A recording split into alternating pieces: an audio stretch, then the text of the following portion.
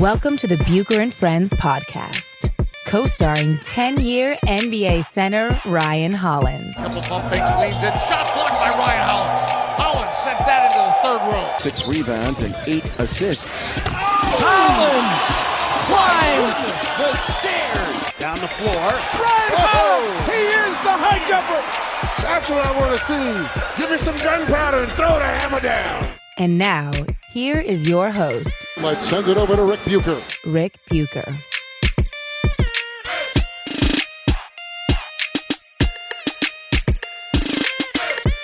Welcome to a post-NBA draft edition of Bucher and Hollins, subsidiary of Bucher and Friends, part of the United WeCast Network. I'm Ric Bucher.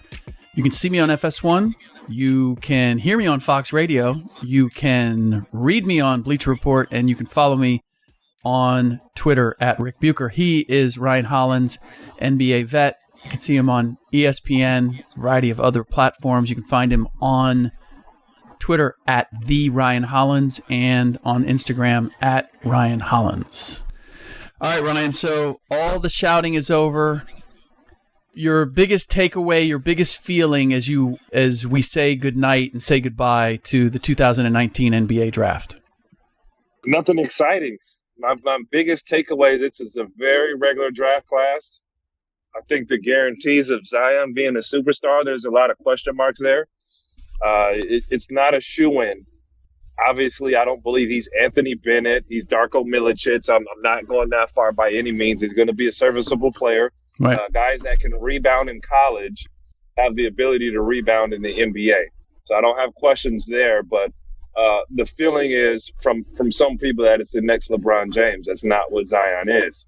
There's a lot of growth that he's going to have, Rick, as we talked about, in shooting the basketball and putting the ball on the deck. He's got to be able to do one of those two things really great at a high level and kind of expand upon that footwork, and learn how to use that leaping ability.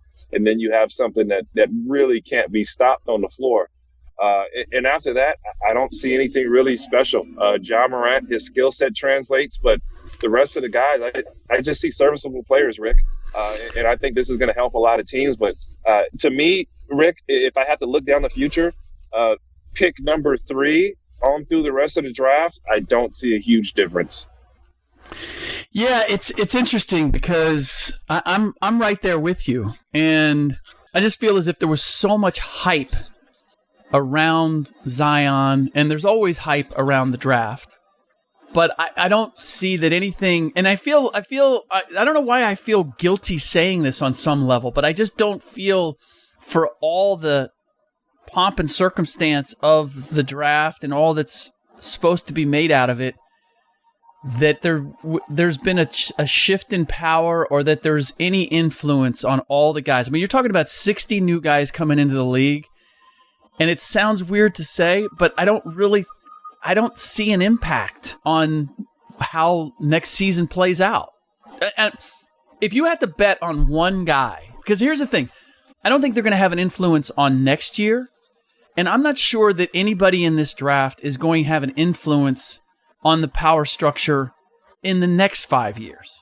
And I guarantee you there's people hearing that and going, whoa. Zion Williamson's going to be a star. He's going to be a game changer.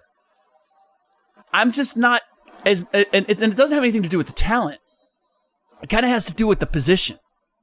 It's become look at even the guys who are built like Zion or played the position once upon a time that Zion is supposed to play. LeBron, Kawhi, KD. They're all ball handlers. They're all scorers from range as well as inside and outside. Does Zion have that package? That's where, until he gets that, we just saw Blake Griffin finally evolve into that, and he got the Detroit Pistons to the playoffs, and good on him for evolving as he has. But it's less my questions about Zion as much as it is the way the game is played and what he has to be able to do to impact the game on the level that people are advertising he's going to impact it. Does that make sense? Absolutely. And think about this too, Rick. There's not even a European player that sneaks in and you go, who Nikolai Mircevic, like even those guys are in. Kristaps Porzingis came out of nowhere. We're like, who? Yeah. Good. Like, so we don't have even a European star that it kind of dipped into the draft. And I don't know if we're just saying college basketball is watered down. If it's a downtime, I think these things just happen. But don't get me wrong, Rick. I see some serviceable guys, some guys that are going to pop in the lineups and play right away or will translate. We just don't see it. Isn't that like that 7-foot shooter?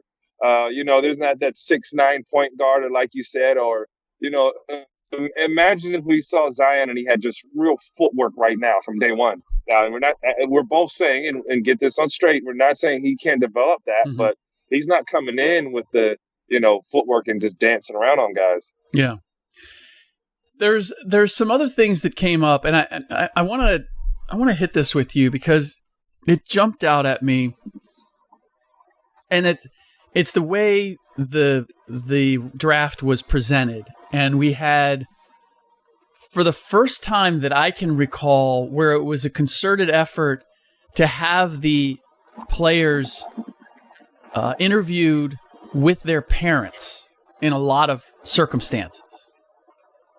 And I found it interesting that one guy who didn't do that was Jackson Hayes, and his dad, Jonathan Hayes, is a former athlete, former pro athlete, tight end with the Pittsburgh Steelers and the Kansas City Chiefs, and was a tight ends coach with the Bengals for like 15 years. And I kind of go back and forth on sharing the stage and having the parents there. In one respect, seeing that support, seeing the parents proud of their kids, the kids thankful to their parents, like all of it's feel good. But there's also, because of what we've seen with parents being more and more involved, the LaVar Ball influence, if you will, Luka Doncic's mom quietly along the same vein. There's a part of me that thinks, do we really want to go down this road? Like, is this the healthiest thing possible? I know it makes for really good TV, but not everything that makes for good. Jerry Springer made for good TV. That doesn't mean it's good for us. So you don't like to see the parents on draft day? I don't mind seeing the parents on draft day. This to me is the kids, like the player stepping out. It's a little bit like when you go away to college, like, or you get that first job, you move out of your parents' house. Like, this is supposed to be your time. And there's certainly going to be opportunity to give the parents shine and whatever. I'm a little uneasy with sharing the platform or sharing the stage at this juncture. So I think you're saying kind of, why are guys getting interviewed with their parents there? Why are their parents happening in the interview? Yes. I think it speaks to the lack of maturity of some of these kids, that, how young they are. I think now you understand you're going to get a story behind it. And there's different stories to tell. And I believe it is a LaVar influence because, I mean, darn it, you hear crazy things from the parents rather than from the kids. See, the athlete's always going to give you, from a media perspective, the athlete's going to give you the PC answer. Hey, I'm here to work hard. I enjoy it. This is a blessing. Dad's going to be like, he's the best on the planet. Yeah. And you're absolutely right when you say the LaVar Ball effect. And I think it can help and hurt some guys in a certain instance. Now, he didn't say anything wrong, but like, I swear John Morant's dad got drafted number 2. He was out dressing his son with the hat on and how about that? He was wearing. How about that? And to me that stood out. Yep. And you have the complete opposite with RJ Barrett's dad. He was so humble, so kind. It was a golden moment for TV. And I think that's kind of to the athlete's discretion. It should be. But from our side, from a media side, we're going to get something. Now, Lonzo Ball didn't give us nothing. Papa gave us headlines. And if you know that's there, you may continue to search for it. And a lot of times it may not be fair. Yeah. And just in short, for me, I had how would I put it? I had zero tolerance when it came to my dad. There wasn't no, you're not talking or you're not going on no interview, you're not doing nothing. You are not messing this up for me. Interesting. Yeah. Again, it's, not one size fits all, but this felt, it felt a little orchestrated.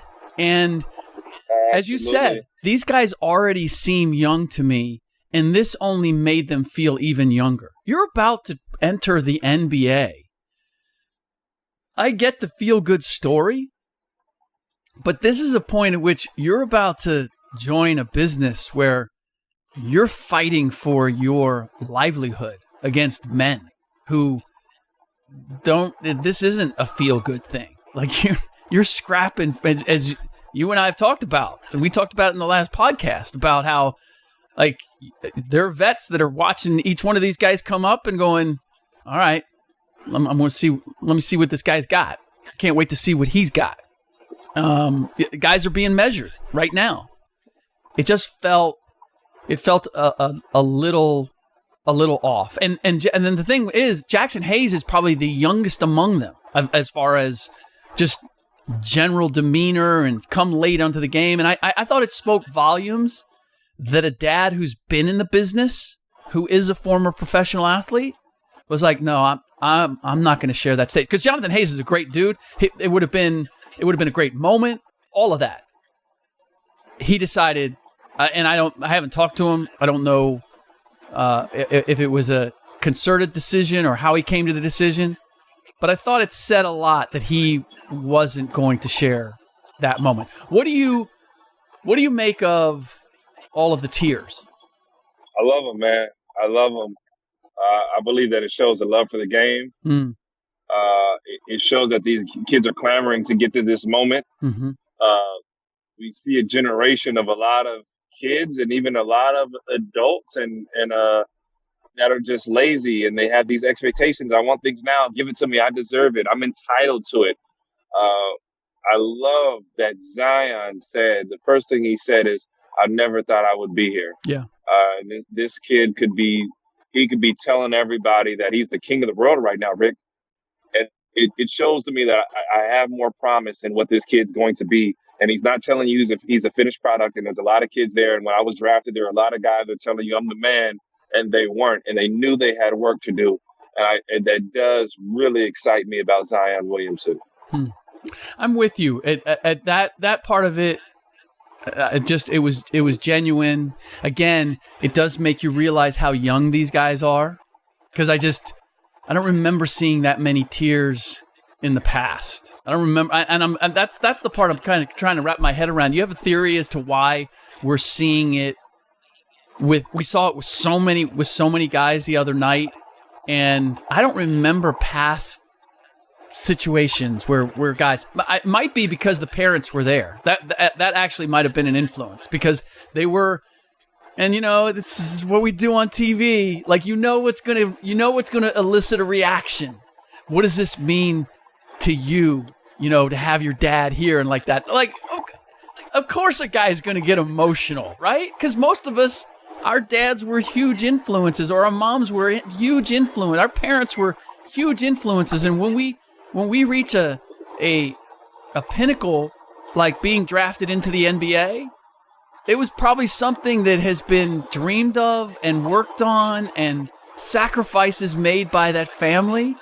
You're guaranteed to get an emotional reaction. Yeah, it was gold. I like that, man. They're golden moments. And to me, I looked at RJ a little different. I always heard people love his work ethic, what he does, and it inspires me to feel like he'll be a better player. And he's got a lot of skills, but obviously he's going to have to improve on his outside shooting. He's going to have to show that he can shoot a deep three off the bounce. There's some questions there and efficiently. But to me, if it means something to you, that shows a lot. And it seemed like such a small bite, but this really meant a lot to these kids and these families, and you saw his upbringing. But, you're not always going to find those moments. But, I mean, it's not the worst thing, but I don't know if I want to be interviewed up there with my dad, but I mean, me as an athlete, probably no. But as a fan, yeah, I want all the access I can get. I mean, I want everything. Yeah, no, I hear it. So one of the other elements is LaVar Ball has been, I guess, banned from ESPN because of something that he said the other day to, was it Mina Kimes? Who was Molly. it? Molly. It was Molly. It was Molly Querim. That's right. You weren't on the set, were you? No, I came the next day. Okay. This is the problem that I have with that, is that I feel as if LaVar Ball was exploited. Like ESPN and FS1, I mean, any number of platforms, they put him out there because they knew he was going to say crazy stuff. And now to act like, oh, well, now you went too far. Now we're gonna draw the line. It doesn't feel right to me. It feels like they're making an example of LaVar where, what did you expect? Like it's not as if this is the first time he said something. When I had my Sirius XM radio show, I said we're going to be a LaVar Ball free zone. Everybody else on our channel had him on at one time or another. I said we're not going to do it because I think he just talks crazy. I'm not going to give him that platform. There's just stuff that he does and says that I think is purely for attention. I want to try to be above that. That was my choice. But plenty of platforms were not above that. And it kind of bothers me that you're not above that, and then you decide, oh, but now we're going to act as if we are. That is the essence of why the decision or the indication that he's no longer welcome at ESPN really hits me wrong. Doesn't hit me wrong at all. The truth of the matter, his words were money for a time because there's a lot of legitimacy behind it. Not in the things that he was saying, but that his son was actually on the Lakers. That's the truth. That's a fact. So this is my question. How much do you think the LaVar Ball popularity is going to dissipate now that Lonzo Ball is with the New Orleans Pelicans? It had already dissipated. And remember, Rick, we talked about. Do you think that's why ESPN, Rick, the real reason ESPN said you're no longer welcome here is because your kid's not in one of the biggest markets let me give you anymore. this. Well, obviously, if Lonzo was a top 5 prospect in the league or even the best player in his class, his words would still be holding weight. Now, the problem is LaVar got on a leaky ship, and he was sinking, and he didn't realize he's sinking, and he's still swimming around and navigating like he's good, and he wasn't. And my understanding, I'll give you, as much of this as I can. My understanding, he was already banned, and Stephen A., who obviously holds a lot of power, felt like he could get something out of him. And, interesting enough, there was some legitimacy from him going on Skip and Shannon when he said, when I listened to it close, I said, there's a lot of truth behind what he's saying. He came out and said Magic Johnson is kind of a puppet. Magic don't have the power, and there's stuff going on in that Lakers front office. There was a lot of truth to that. So he wasn't just talking crazy. Obviously, he's biased for his boys, and we are for our family members. Well, I mean, Rick, I would like to say we're a little more realistic, but there's going to be a strong bias there. Yeah. And with him being already banned, when he went on, he made this statement, essentially that, hey, well, Molly, I'll swerve with you any day or whatever. Right. And, maybe it was more of a shot. You can take it how you want it. It was a shot at kind of, hey, Stephen A., I don't trust you. Max, I don't trust you. But Molly, you're good in my book. Some took it and some took it as a sexual connotation. Some took it like that. She took it like that. It's hard not to. Molly's not a bad-looking woman, obviously, and it came kind of out of left field. She wasn't in the conversation. Maybe instead of, I wouldn't want to pin that on LaVar, but hey, you got an older guy who's kind of aggressive. and he's making that comment, which could be taken either way. Yeah. And that's what it appeared. Now, I had never seen anything about him being aggressive with women. I've seen nothing but a family man. And maybe there's nothing. Maybe he was just acknowledging, "Hey, Molly, you are good looking." You know what I'm saying? He's kind of upfront with the way he says that, but it's not appropriate, man. That's another man's wife there. Well, but I yeah. Go ahead. Well, how many dudes do you know though who will say something flirtatious or suggestive? And older men say it all the time. Yeah, right. It's almost like they think they've got immunity, right? You know, I'm too old to do anything about it, so I can say anything I want, right? And you've already offended a lot. And here's the reality also, Rick. ESPN still has relationships, even though Rick, in FS1 with the NBA, with the NBPA, with the NFL. These are close partners, and with various teams. And he crossed lines with coaches and organizations that he shouldn't have been a part of. Now, it's one thing to talk about your son, and it's one thing to talk about firing a guy.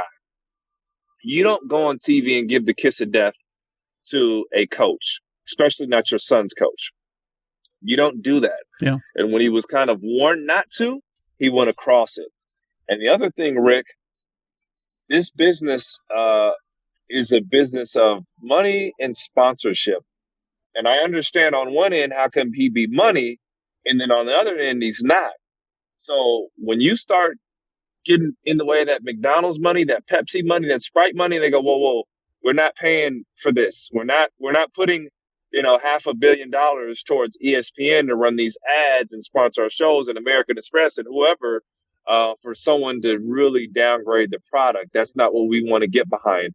And those are when those calls go trickling down to say he should not be on the show. It shouldn't work. Yeah. Well, it's the same as with players or pretty much in any walk of life, any business. The rope that you're given is commensurate with your value. If you are of high value, your margins are going to be a little bit wider. People are going to put up with a little bit more because of what you deliver. The second you can't deliver it, the second you don't have the same sort of sway, the less leeway you have to be a little out of bounds. And the other part is with the NBA and in every vein, in every facet, it's about relationships. And LaVar was really kind of just, pissing on a lot of relationships that. Yeah, you go too far. Yeah, he didn't have the wherewithal. Like, okay, so you're gonna burn this bridge, you're gonna burn this bridge, you're gonna burn this bridge. What is it again that you bring to the table that we can't do without? Let me ask you this, Rick. Let me see what you feel about this. I'm not comparing these two, but I'm comparing them in the sense of sponsorship and knowing that we have a business to run. So when Colin Kaepernick went out and made his message, and it was a positive message, but he chose to kneel rather than to salute the flag. Sponsors got upset, and it ultimately cost Colin Kaepernick his career. And not just sponsors were upset. Colin Kaepernick was coming off of surgery, and he didn't have a wonderful run. The wonderful season in the NFL that he had. This was a backup quarterback doing that, and he's making headlines. The NFL did not want him. It was bad for business. LaVar Ball's son is not playing. He's not the number 2 pick in the draft. He's not this the next Magic Johnson, the next guy in the rafters. Now, LaVar, we don't want you on. Is it fair to say those two are very similar? The difficulty, I mean, ultimately they were hurting business, and that's what caused their unpopularity or for the chain to get yanked on them. I have a hard time equating LaVar Ball, which was all about self-promotion and to his own benefit, where I would like to think that what Colin was doing was to a higher calling, to a higher purpose, that he was trying to bring attention to something, may not like the way he did it, but that he was trying to bring attention to a social ill, as opposed to LaVar, LaVar was just trying to draw and sell shoes and sell the Big Baller brand and sell his kids' talent and exploit that. So that's where I don't want to put them in the same camp.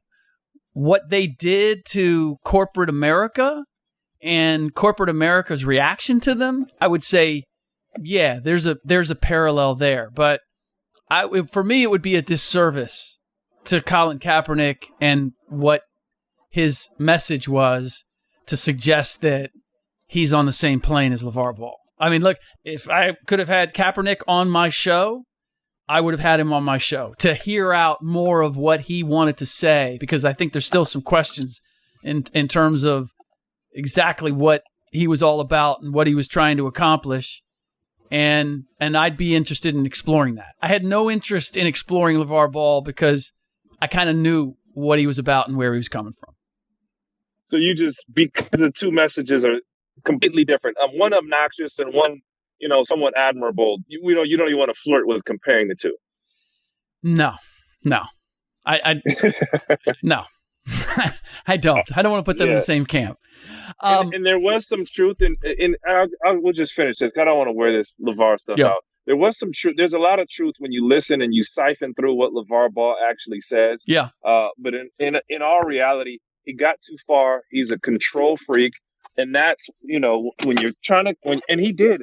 My high school coach was essentially Lonzo's coach or going to be the coach.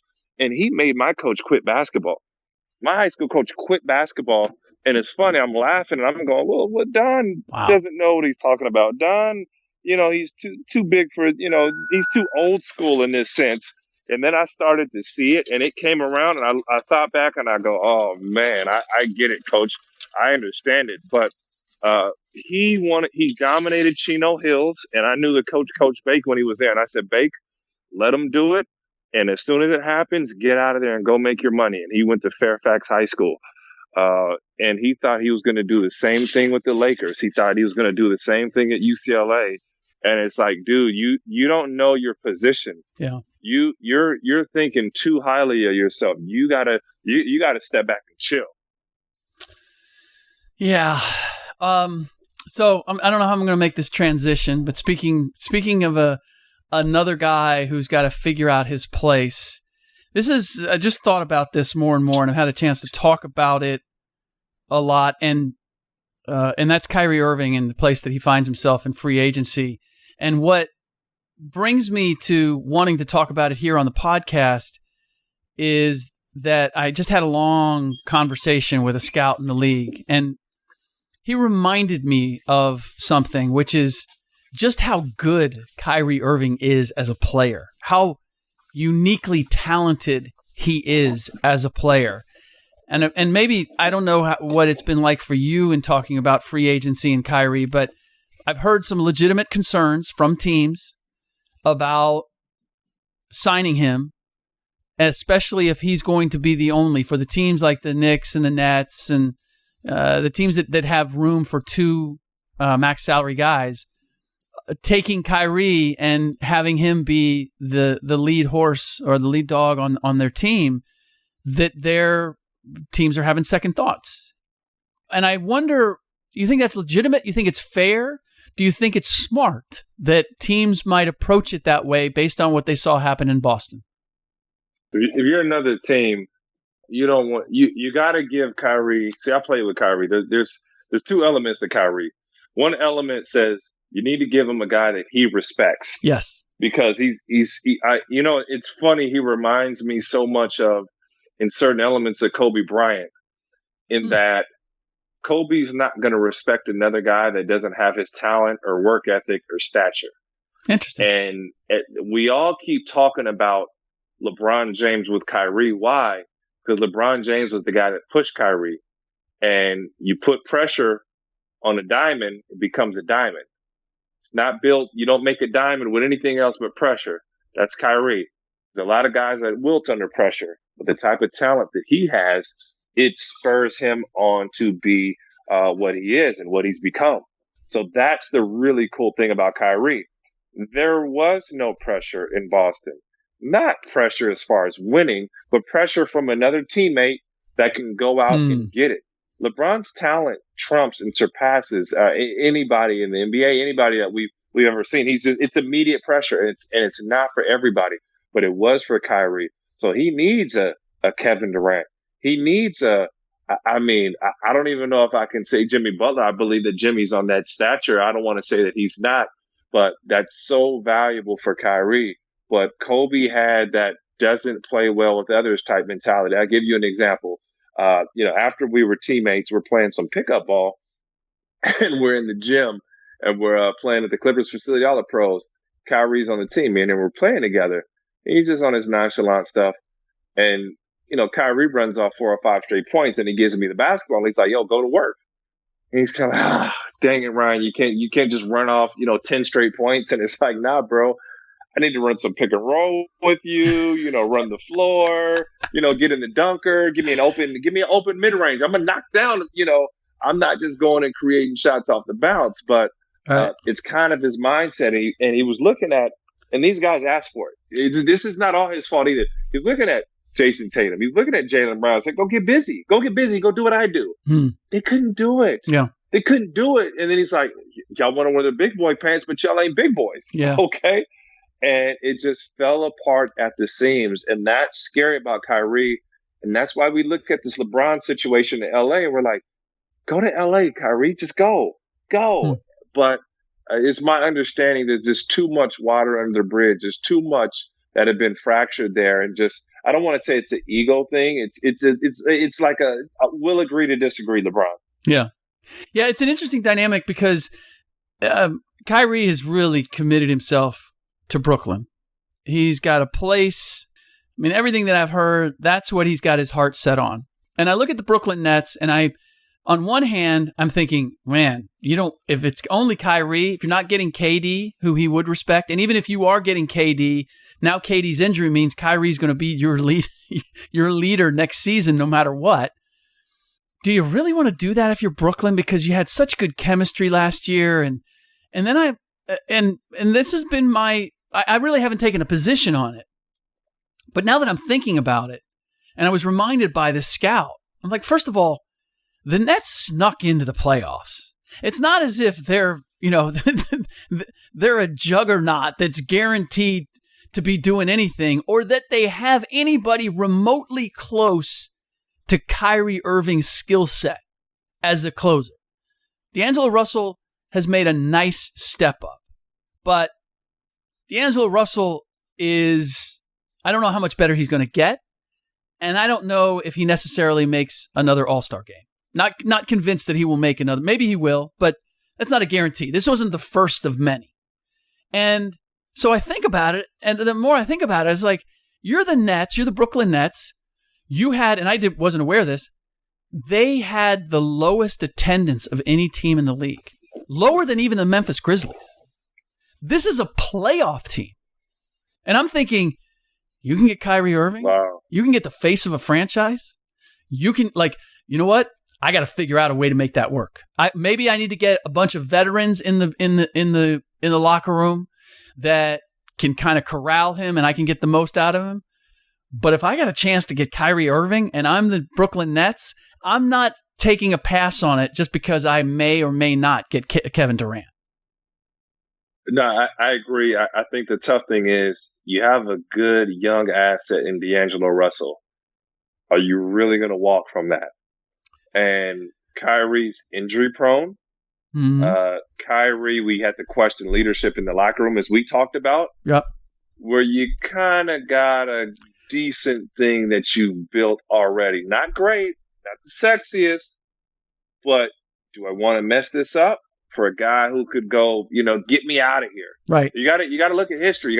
He looked at Cleveland, said, get me out of here. And understandably, there's a lot going on, but they want the worst thing in the world. Get me out of here. He goes to Boston, and he's kind of over that. So now you're going, we're going to risk it all. And but ultimately, Ryan, what are you risking? What are you risking with the Brooklyn Nets at this stage of their development? You never know how these teams crumble. You never know how they build, and you have a good, consistent product. Now, it could be a scary place where, are we going to be the Toronto Raptors? We're a 50-win team, and that's kind of where we bottom out, and we don't We don't have a superstar there. I agree with you. I don't see another superstar. I see a good team that you have to piece together. But I go, hey, if I get Kyrie, I get KD, or even if I don't get KD, I get Kyrie. There's some things there, but it's a big knock also. And Sean Marks is going to have he's going to have to do some answering. You're going to have to look at those guys and go, I didn't bring back our guy D'Angelo Russell. You got to answer that. Yeah, look, D'Angelo Russell to me wasn't the leader of that team. I was happy for him that he seemed to mature from his days with the Lakers, that he took a step up. His decision-making at the end of games was still not good. He doesn't have Kyrie's wiggle. He's not afraid to take the shot, but his ability to create a quality shot is not on the same plane by any stretch. And how much is it going to cost me to keep him? And to keep him happy, what am I going to have to pay him? Now, he's restricted, so you could let the market determine that. But I'm not sold that I have to have D'Angelo Russell either for the chemistry of my team or for my team. I mean, look, they were 42-40. They were the 6th seed, but they were one game out of the 8th spot. So again, when I add it all up, the more I think about it, I'm rolling the dice with Kyrie. Because here's the other part. One, and I don't know if you've had this experience with guys directly, a teammate, but I've seen guys who do grow up, who do mature, who do get it, and they just needed time to figure it out. Zach Randolph is the first guy I think of. Like, he came around and he reached a certain level of maturity, and it changed things. Is there somebody that comes to mind for you, or are you of the mind that, yeah, a guy can grow a little bit, but he's not going to grow as much as Kyrie Irving might need to grow? I don't see much wrong with Kyrie other than he wants to spread his wings, and he knows he's talented enough to pick his situation. And I do respect that one of the things he voices that I want to be happy. And I believe everybody deserves that right. I don't necessarily disagree with some of the things he's done. I just don't think he realized you now have a greater responsibility. I only blame Kyrie. He's not a bad teammate. He's not a bad locker room guy. It's just, whoa, Kyrie, you have a bigger responsibility now that you didn't have before. Yeah. That's the big thing about Kyrie that he didn't get. All right. Well, we'll have some of this decided in a week or so from now. But in the meantime, what do we have? We don't have anything in between. Now it's just basically wait until free agency rolls around, and then we will have the Las Vegas Summer League, which I'm looking forward to see some of these guys. My understanding is Zion Williamson is not going to be playing in Summer League.